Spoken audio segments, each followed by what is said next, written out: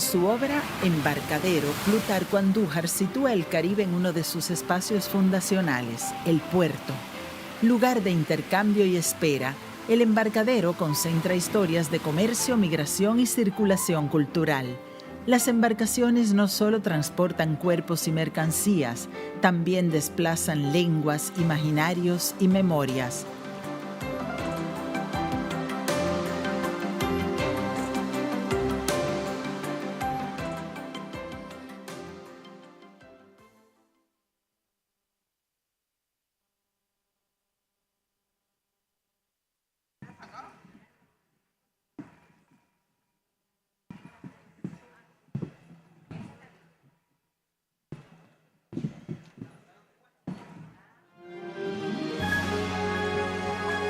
Señoras, señores, a continuación, lo que no se quiere ver. Dolores Reyes de Argentina, J.P. Infante de República Dominicana, Estados Unidos y Minerva del Risco de República Dominicana conversan con Carlos García Litgov de República Dominicana. Una mirada a cómo la narrativa revela realidades sociales complejas como violencia, desigualdad y tensiones profundas de nuestras sociedades. Muy buenas tardes. Antes que nada, dar las gracias a los organizadores por la invitación a este Festival de la Literatura, del Intercambio, algo que hacía una falta enorme en la región y en el país. Yo quiero felicitarlos de todo corazón y ojalá podamos perpetuarlo en el tiempo. Y sin más preámbulos, vamos a hablar de lo que no se quiere ver, que me parece que es una mirada a cómo la narrativa revela realidades complejas, la violencia, memoria, identidad, desigualdad y pertenencia. Y voy a hacer una pregunta colectiva para iniciar. Hay cosas que no queremos ver porque nos duelen, otras porque nos avergüenzan, y otras porque la distancia, el tiempo, la memoria termina transformándolas. Esta conversación trata precisamente de esas zonas de sombra. Es la literatura la herramienta que nos puede arrojar luz. Comenzamos contigo, Dolores. Bueno, yo creo que sí, ¿no? Que en la escritura misma hay algo que problematiza, pero que también ilumina muchísimo, ¿no? Yo trabajo con un personaje que justamente ve más allá de los sentidos, ¿no? Tiene algo que canaliza a través de visiones, ¿no? Y pone de manifiesto lo que muchas veces los gobiernos niegan y quieren ver, y que no quieren que se vea, que se sepa. Así que yo siento que la literatura y la escritura en particular me dieron esa herramienta que, si bien es ficcional, a la hora de escribir señala nuestras realidades latinoamericanas con un díptico absolutamente potente y que tiene que ver con, bueno, justamente lo que no se quiere ver, lo que no se quiere escuchar, lo que no se quiere decir, que siempre está ahí, ¿no? Pero para algo estamos los escritores. Yo siempre digo que la escritura no es una práctica para cobardes, porque es una práctica que una y otra vez nos va a poner en distintas encrucijadas. Y bueno, lo que no se quiere ver me parece que es uno de ellos. Muy bien, Minerva. Mira, yo pienso que la cotidianidad invisibiliza también lo que uno vive en las casas, lo que no nos dicen de pequeños, lo que no nos cuentan, ese dolor, esas heridas. Entonces ahí es que uno entiende que uno como escritor, ¿no? Que tiene que imaginar, tú tienes que resolver esa parte que tú no conoces. Y es lo que me pasó a mí. Y yo voy a decir algo que tal vez nunca lo he dicho, ni siquiera creo que se lo haya dicho a mi esposo. Cuando mi papá muere, yo tenía 11 años, él deja una carta que era más bien, sí, una carta dirigida a mí porque yo cumplía 11 años en ese mismo mes, 9 días después de su muerte. Y él la deja en su maquinilla y al final de la carta, lo último que le escribe es: te escribo en el borde de la noche con el último intento de la luz para contarte quién era Trujillo, y ahí se queda. Y yo dije, pero esto es un problema. O sea, él me dejó un problema, yo tengo que saber ahora quién fue Trujillo, porque nunca nos hablaron, nunca nos dijeron, nunca yo supe, ni siquiera posteriormente en la escuela. Entonces, ahí yo leí muchas veces esa carta, la repetía, y luego hace unos años empecé a escribir una novela que terminé, que espero que alguna editorial se compadezca de los años que me tomé en investigarla, ¿no? Entonces, se llama En el borde de la noche.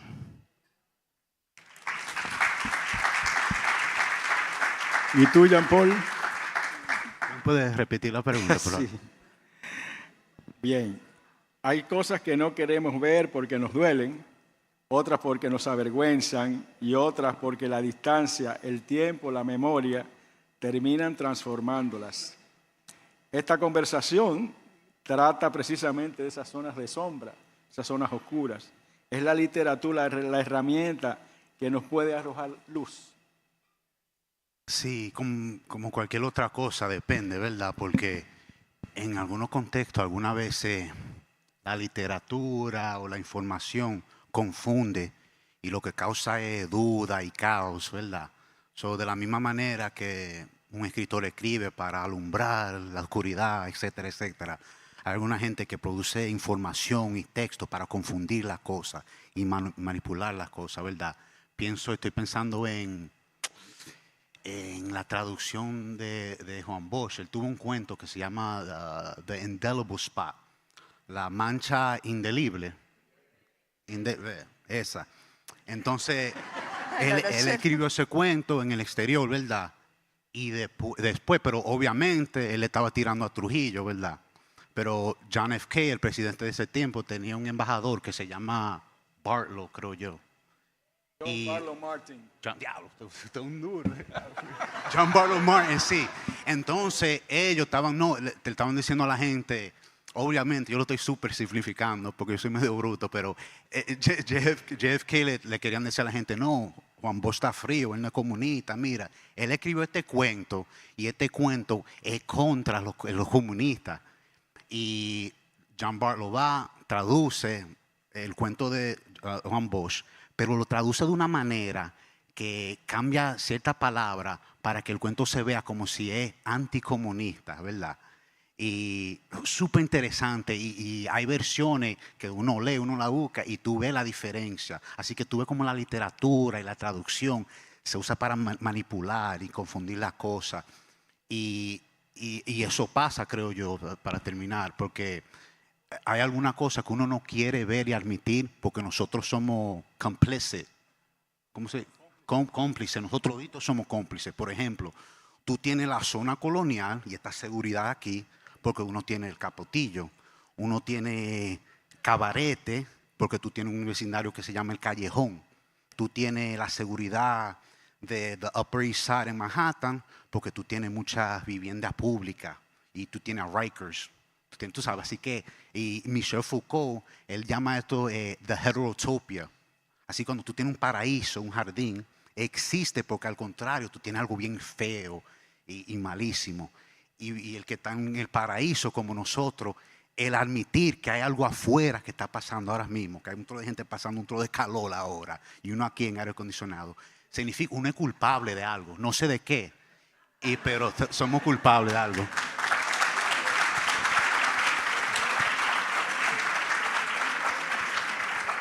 ¿Te ha sucedido que al traducirte te han tergiversado algún texto y te ha provocado algún problema eso? Como lo dijiste con lo de John Barlow Martin y Juan Bosch. Sí, en el libro mío tenía como 3 o 4 traductores.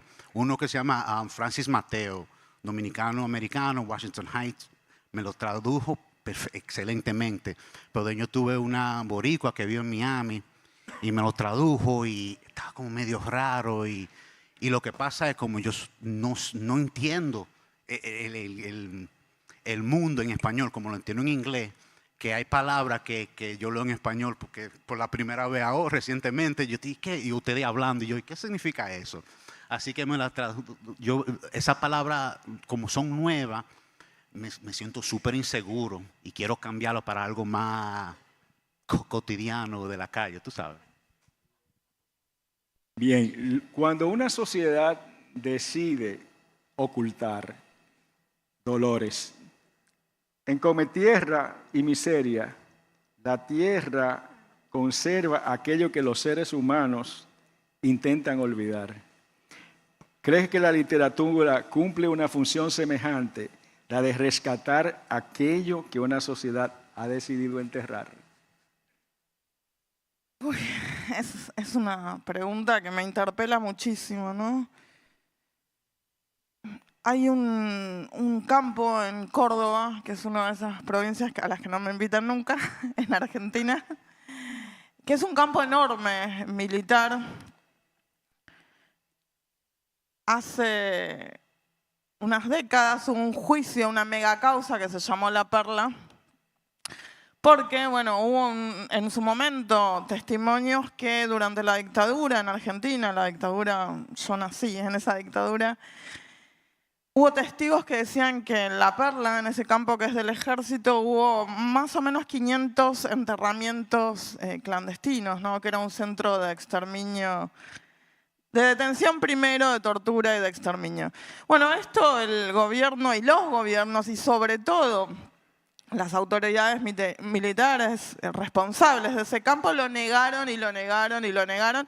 Y a estas personas que declararon las fueron de alguna forma desacreditando, ¿no? Unos eran alcohólicos supuestamente, otros serían mitómanos supuestamente.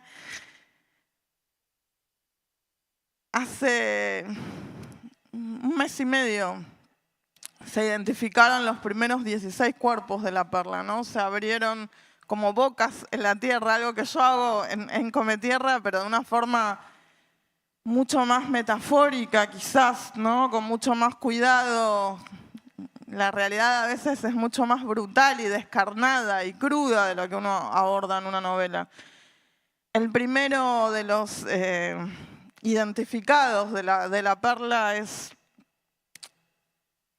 el hermano de mi abuelo, ¿no? El primo de mi papá, Oscar Omar Reyes.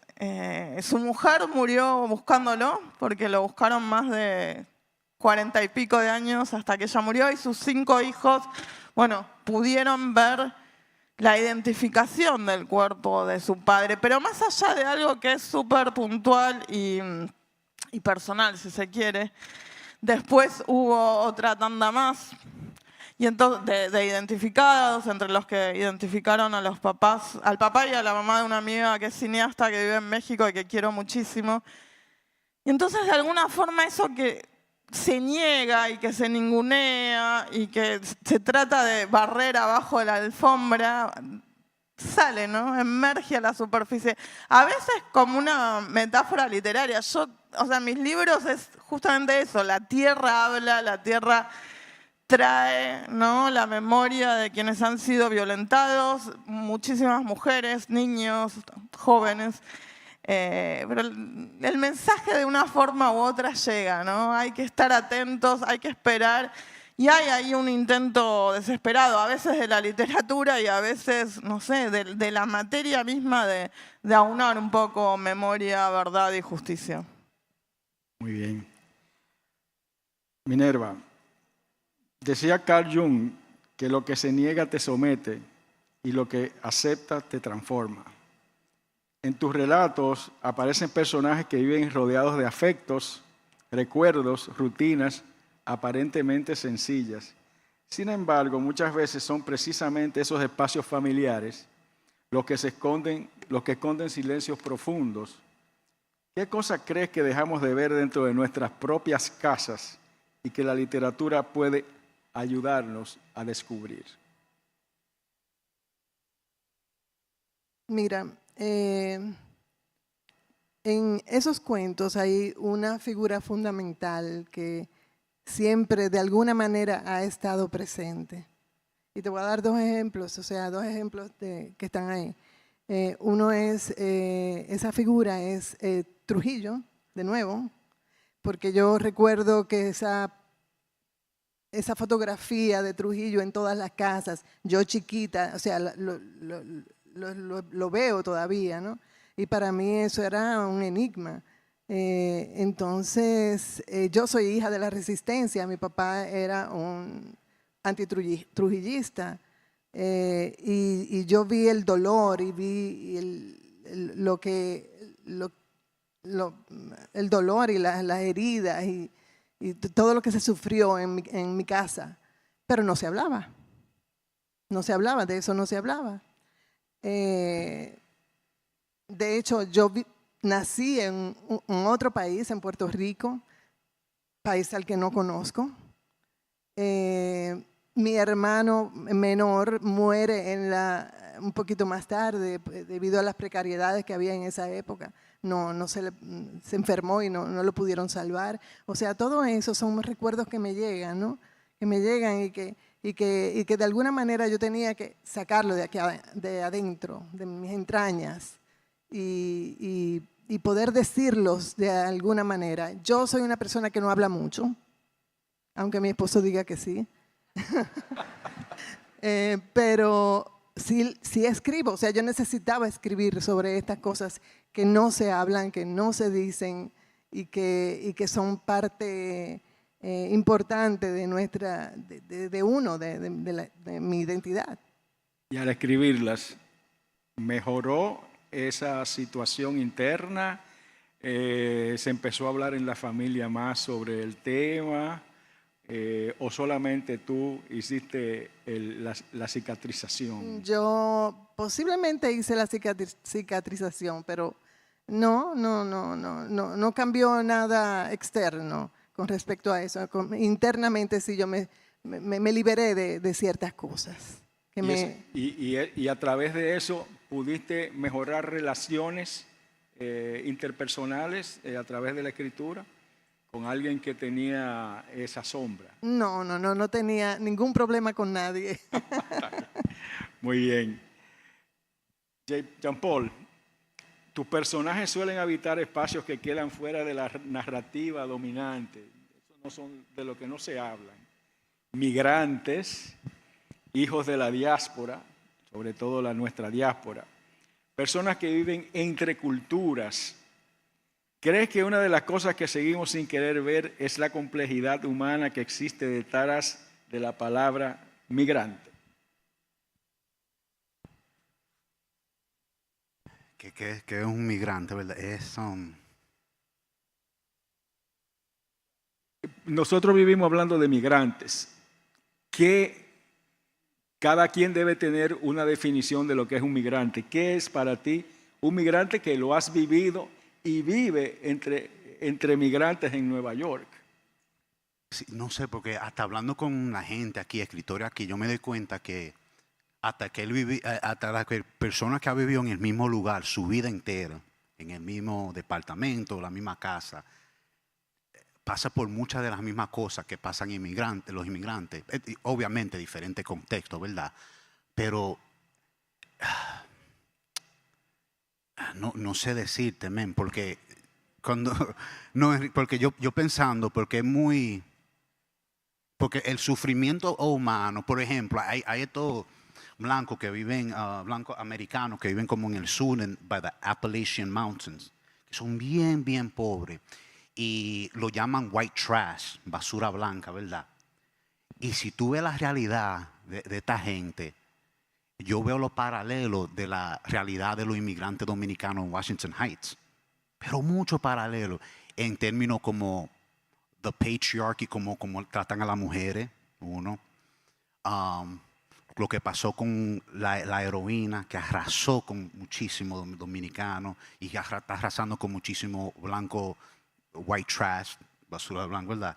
Y yo veo como somos, el sufrimiento es bien igual. ¿Y qué pasa? Y como lo que tienen poder, el gobierno lo está usando contra nosotros, ¿verdad? no sé decirte lo que es un migrante. Lo que yo sé es que el migrante tiene el problema que eso, they weaponize that again. Oh, tú eres migrante, ahora yo te puedo atacar por ese lado. Te puedo atacar por esa identidad. Pero se me hace difícil decir esto un migrante o inmigrante, porque yo veo su realidad en la realidad de muchísimos ciudadanos allá. ¿Tú te consideras un migrante? Sí, yo creo que sí. No, eso sí, eso sí. Incluso la gente mía, Eliana Khan, ella trabaja con escritores que traducen, escriben en español, lo traducen en inglés, y había un par de agentes, tú sabes, que alguna gente son como culebras, son medio raritos, tú sabes, y me querían comer la mente, pero la vaina es que ellos estaban concentrados en los Estados Unidos, en el inglés, y yo me considero un escritor del Caribe, de Latinoamérica, ¿verdad? Así que sí. Muy bien. ¿Hasta qué punto la memoria nos ayuda a comprender quiénes somos y hasta qué punto termina construyendo una versión alternativa de nosotros mismos? Dolores. Ay, qué pregunta. A mí me interesan más las construcciones colectivas de la memoria, ¿no? Las construcciones en las que, bueno, de alguna forma se va canalizando las voces, ¿no? Subterráneas de un pueblo, ¿no? Pienso en libros en donde eso se aborda como muchísimo, como Río de las Congojas, de Libertad de Metrópolis, ¿no? Hay la gran historia, seguramente hay la gran historia de Argentina, la gran historia de República Dominicana, la gran historia de Haití, la gran historia... Siempre esa gran historia suele ser contada por los vencedores, por, ¿no?, las voces blancas, masculinas, vencedoras, pero hay un tejido ahí subterráneo, ¿no?, que tiene que ver muchas veces con las mujeres, los migrantes, las diásporas en todo sentido, las minorías, el mestizaje, los pueblos originarios. Bueno, me interesa más ese tipo de construcciones que dan de alguna forma una disputa para la memoria, ¿no? En el caso de los libros o de mis libros o de la palabra que yo estoy focalizando, también es una palabra que es muy negada, ¿no? El gobierno de Argentina asumió diciendo que el femicidio no existe, que es un invento del marxismo internacional, a la par que desfinanció absolutamente todas las herramientas que había para luchar contra las violencias de género, para hacer prevención, para asistir a las víctimas, como la línea 147. Entonces no es solo lo que se dice, ¿no? Es esa coherencia nefasta que en estos momentos se está viendo en Argentina para pasar de lo que Milei y el gobierno promete o amenaza a la realidad, ¿no? Y esto se ve en todos los estamentos.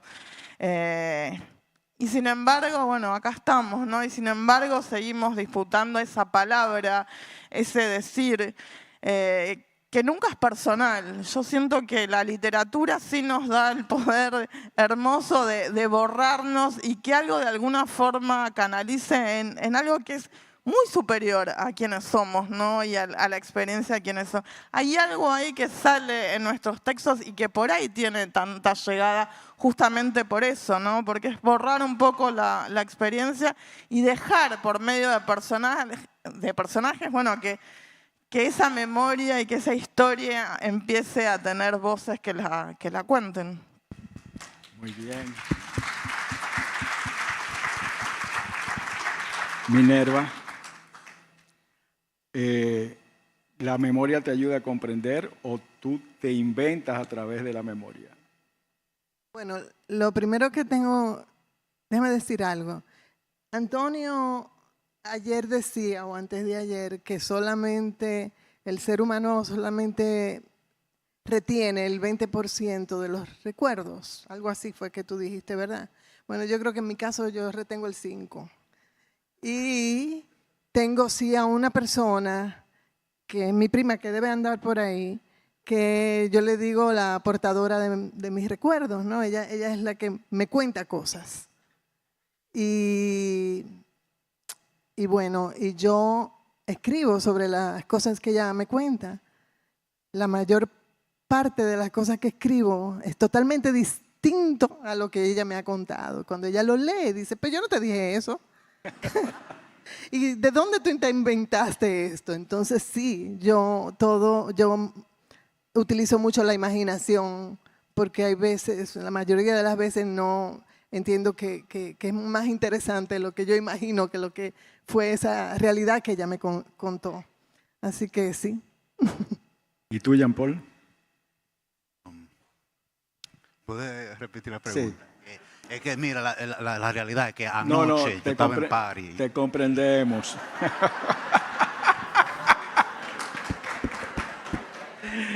¿Hasta qué punto la memoria nos ayuda a comprender quiénes somos? ¿Y hasta qué punto termina construyendo una versión alternativa de nosotros mismos? Un alter ego. No sé decirte, porque pienso que había un tiempo cuando yo estaba en bachiller, que yo pienso que mi memoria era mucho mejor, ¿verdad? Pero, y no, ustedes están que tú llegues son aquí. bien cínicos.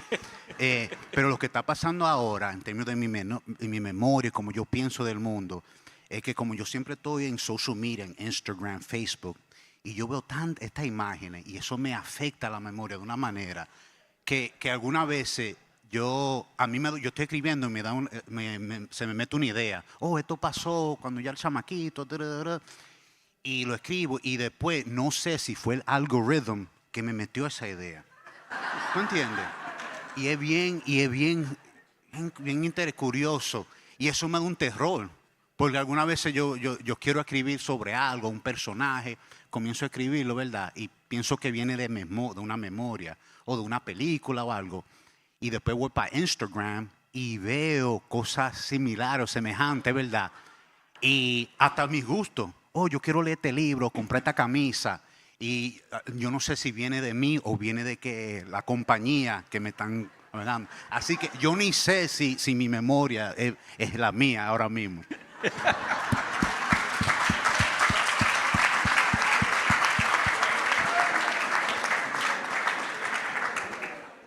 Dolores, me voy a permitir a leer un fragmento de Cometierra. Cierro los ojos para apoyar las manos sobre la tierra que acaba de taparte. Mamá, y se me hace de noche. Cierro los puños, atrapo y la llevo a la boca. La fuerza de la tierra que te devora es oscura y tiene el gusto del tronco de un árbol. Me gusta, me muestra, me hace ver. A mí, cuando empecé a leer el libro y me encontré aquí, me retrotraje a la mitología griega y me pareció una sibila en el oráculo de Delfos.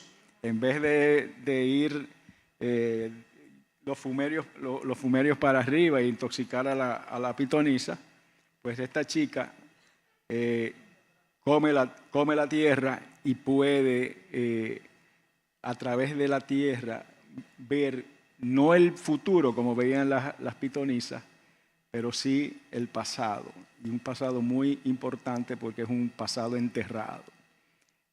¿Eso tiene alguna analogía para ti o es un invento mío? No, me encanta la comparación porque, bueno, yo estudié letras clásicas justamente en la Universidad de Buenos Aires y siento que, bueno, que esas experiencias, esas lecturas me atravesaron y me hicieron pensar un montón de cosas, ¿no? Todo lo oracular en donde las mujeres, bueno, tenían un rol muy, muy importante. Pensar magas literarias como Cassandra, ¿no? Que era una divina, pero que a la vez estaba maldita, que nadie iba a creer en sus vaticinios, pese a que iban a ser reales. Así que sí, siento que hay ahí, por un lado, una heredad enorme incluso con otros personajes como con Antígona, ¿no? Que justamente lo que reclama es ese derecho a la sepultura, incluso para el hermano que peleó en contra del Estado, ¿no?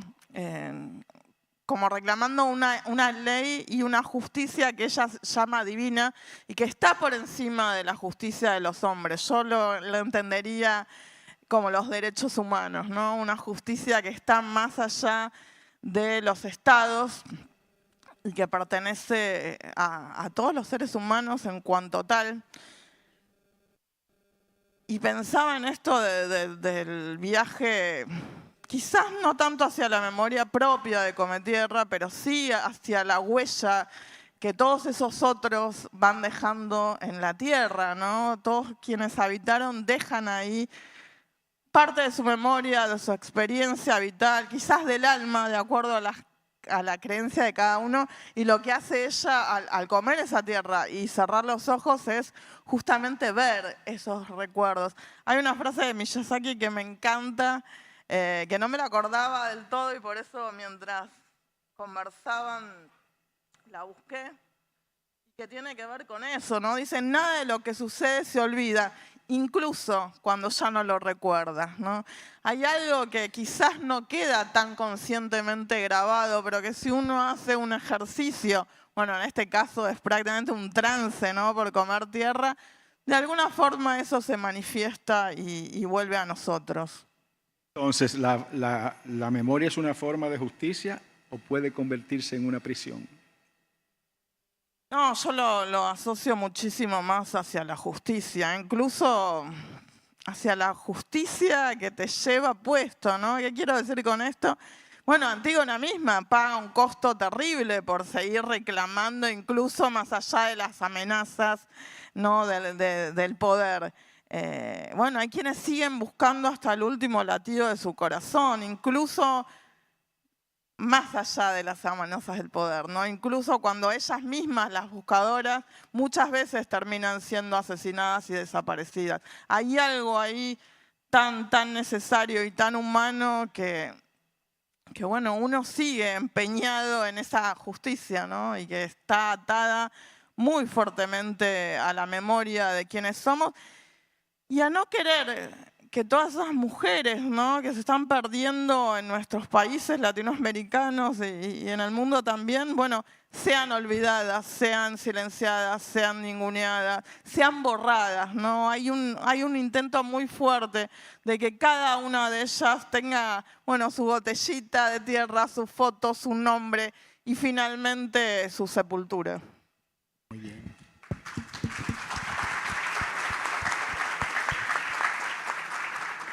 Minerva, tus personajes suelen cobrar vida de gestos mínimos, aparentemente insignificantes, recuerdos fragmentarios y escenas de la vida cotidiana. ¿Cómo descubres esos detalles que convierten a una persona común en un personaje inolvidable? Y a través de ellos, ¿qué aspectos de nuestra realidad social logras revelar que normalmente permanecen ocultos o pasan desapercibidos? Bueno, mira, en mis cuentos yo lo que escribo son cuentos, a excepción de la novela que no se ha publicado, ¿verdad? Yo trabajo temas bastante controversiales que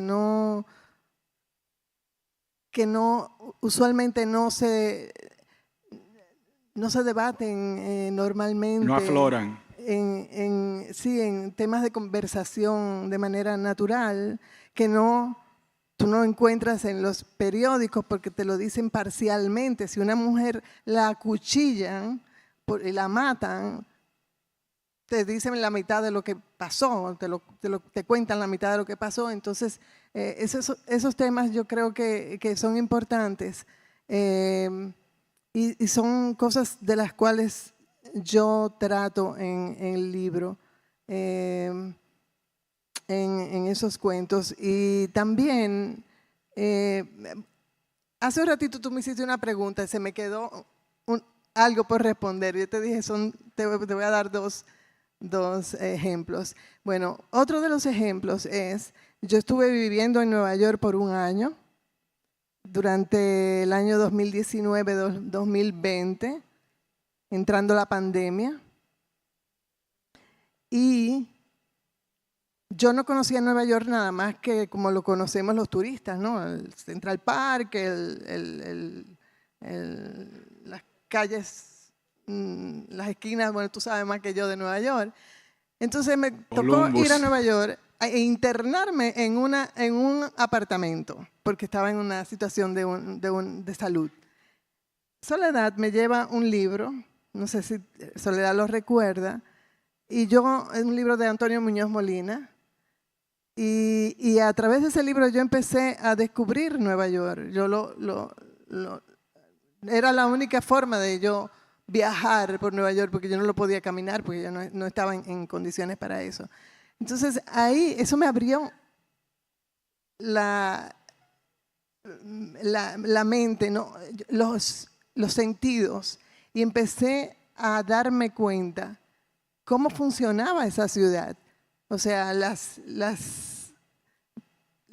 sirenas, el vecino de al lado, el perro de al lado, la gente cómo caminaba, la bailarina que estaba casi bailando en la calle.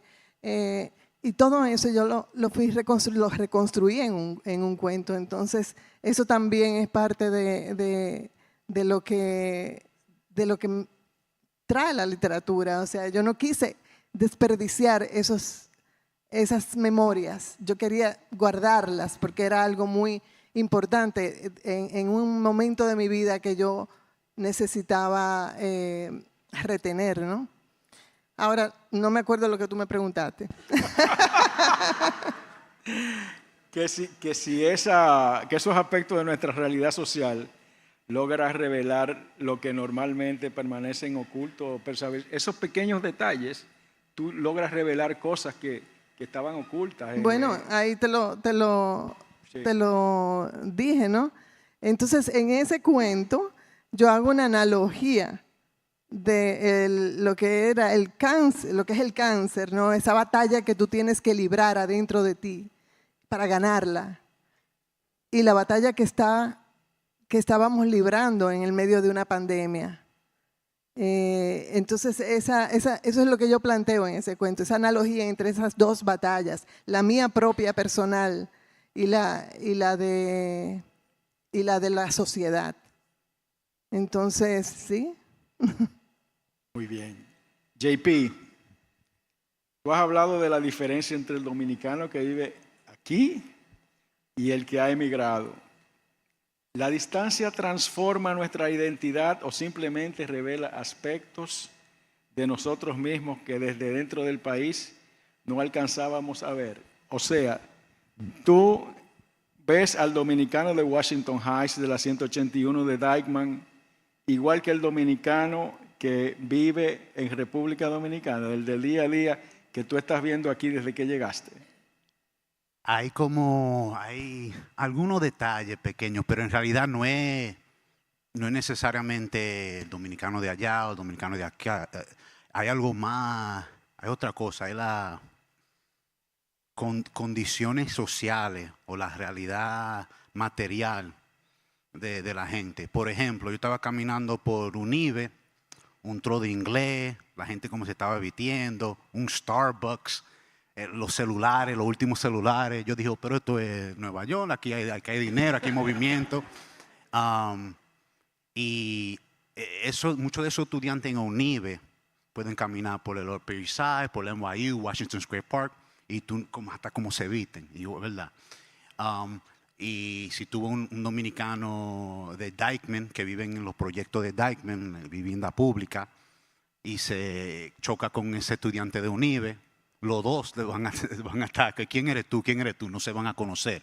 Así que depende. Y también un tigre de los proyectos, tú lo llevas para Palomina y tú lo vas a ver que hay una conexión ahí.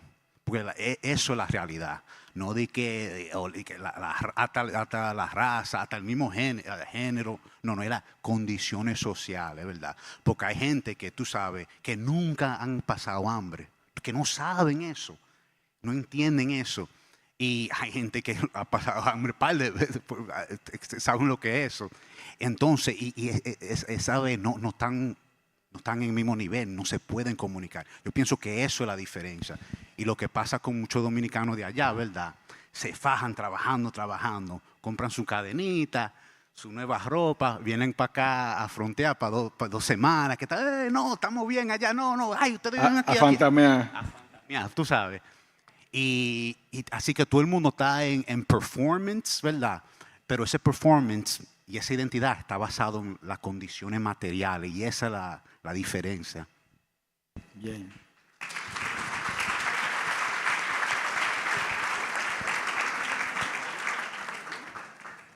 Pregunta colectiva. Sus personajes habitan distintos márgenes sociales, emocionales, culturales o geográficos.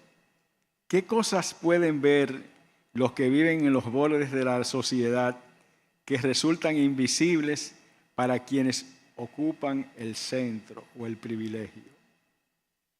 Dolores.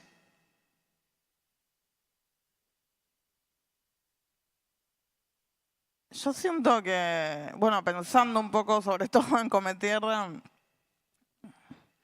y cómo de alguna forma la realidad obliga a que muchísimos personajes menores de la novela la vean a ella por primera vez, ¿no? Cuando llega a su terreno, ¿no? A su casa súper precaria, un auto de lujo y baja alguien, ¿no? Muy adinerado, hay algo ahí que de alguna forma es, bueno, una democratización brutal, ¿no? La muerte de alguna forma empareja a todos y la desaparición peor, ¿no? Entonces, quizás un día la busca una vecina, ¿no? O alguien que fue caminando cuadras o quizás kilómetros con esa botella, con tierra, con una foto y con un pedido desesperado. Pero quizás también al día siguiente se baja alguien de un auto de lujo, ¿no? Y la ven a ella por primera vez, ¿no? Y hay algo ahí que se manifiesta, ¿no? Y se hace muy visible, quizás para esos otros personajes, ¿no? Porque Cometierra es un personaje muy difícil, a la vez que es un adolescente, y eso está todo, ¿no? Tiene una cara muy luminosa. Están las primeras veces que va a bailar, las primeras veces que se enamora, que aprende a jugar a la PlayStation, que escucha música, que siente la música de su barrio, que va a estas ferias, ¿no? Que tiene sus primeros novios y sus primeras relaciones sexoafectivas. Pero también está lo otro, ¿no? Ella es quien está mirando todo el tiempo a la cara, una y otra vez, lo que el resto muchas veces se niega a mirar, ¿no? Pero de repente, bueno, pasa algo y la vida te coloca en ese lugar, ¿no? Golpeando ahí o llamando a la reja y llevando vos también tu botella con tierra, ¿no? Y con un pedido. Así que, bueno. Una de las cosas que me llamó la atención del libro fue el lenguaje y cómo eso causó controversias en Argentina. Pero cómo tú ibas a describir una chica adolescente de un barrio con un don especial que no fuera a través del lenguaje que utilizaste y lo que ella vivía como tal. Sí, además, bueno, ella es alguien que va a la experiencia con los 5 sentidos, ¿no? No solo con la vista. Es muy sensorial, ella siente la tierra, la sopesa, ¿no? Se la mete en la boca, la degusta, la traga.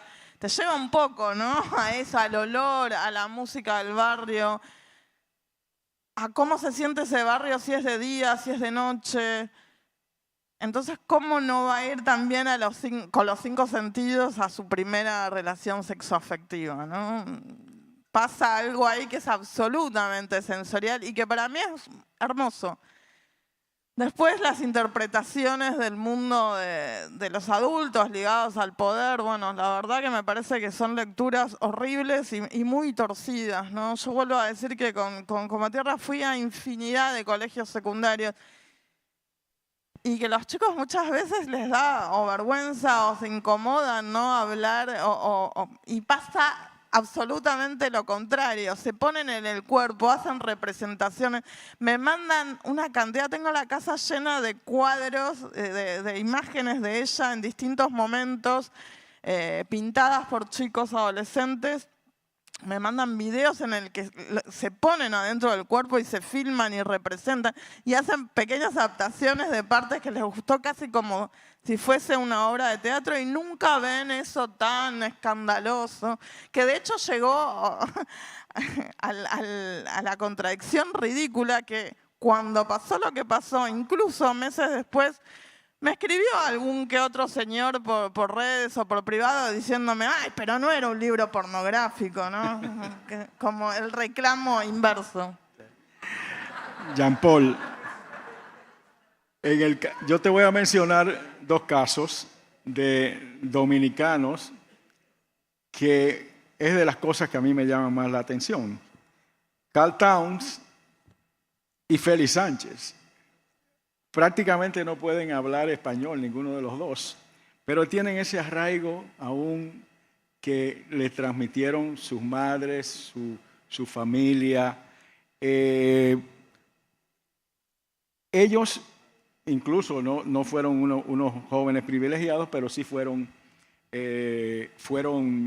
unos individuos que al final apostaron por nuestro país. ¿A qué tú crees que se debe ese arraigo de una tercera generación que todavía ama a la República Dominicana habiéndose criado fuera? Mira, yo estaba tratando de investigar, entender eso desde siempre.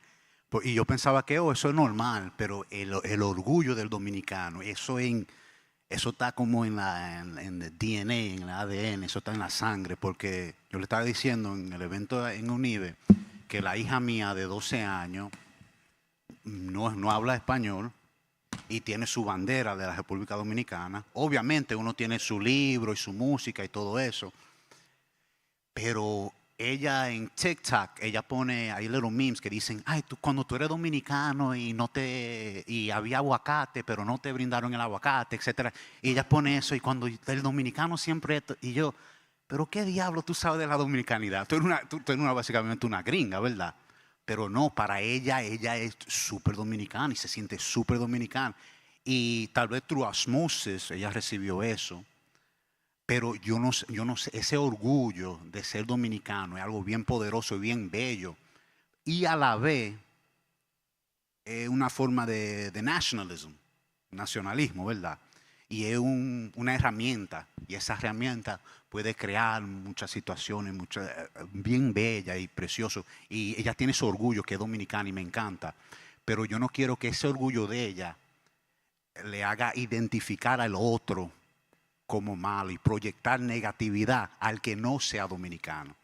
Y eso, me encanta ese orgullo de ella. Y también, como cualquier otro orgullo, hay que tener cuidado porque es una herramienta. Y en esos 2 ejemplos, algo bien bonito, pero también hay que tener cuidado. Muy bien. Señores, casi estamos terminando y no quiero irme sin hacer esta pregunta colectiva, empezando por Minerva.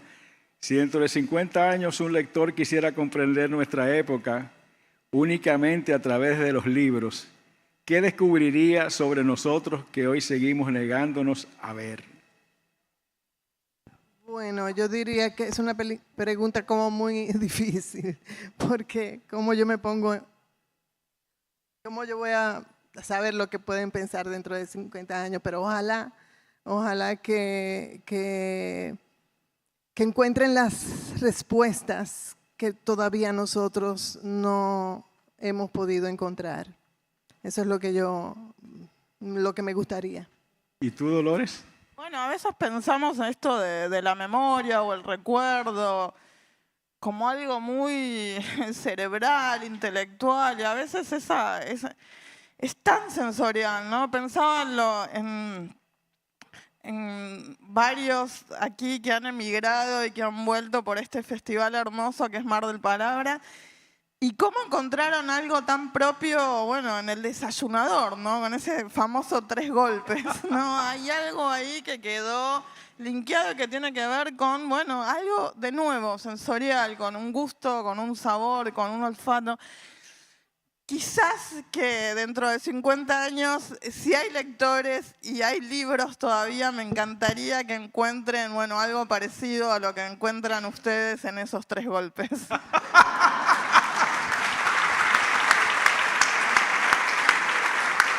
Jean Paul, nos queda un minutico. Yo lo que quisiera que uno no pierda el cuerpo, ¿verdad? Porque en muchos de estos eventos, en general, intelectuales, espacio académico, o cuando la gente está bien cómoda, como salen del cuerpo, siempre están en la cabeza, y en el siempre estar en la cabeza se le hace mucho más difícil tener empatía con el otro, ¿verdad? Teóricamente tienen esa empatía, pero se le pierde, ¿verdad? Y anoche fue súper interesante porque estábamos en la cabeza, toda esta idea. Y después pusieron música, después de un par de tragos, todo el mundo bailando y compartiendo. Y yo pienso que todo esto es una excusa para poder bailar juntos. Y en 50 años, ojalá que estemos bailando.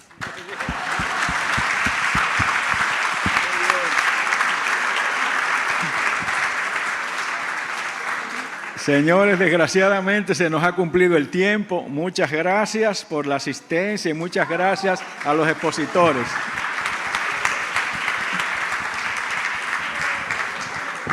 Les recordamos que tenemos los libros de nuestros autores en la tienda de libros, en el patio y también la mesa para firma de libros.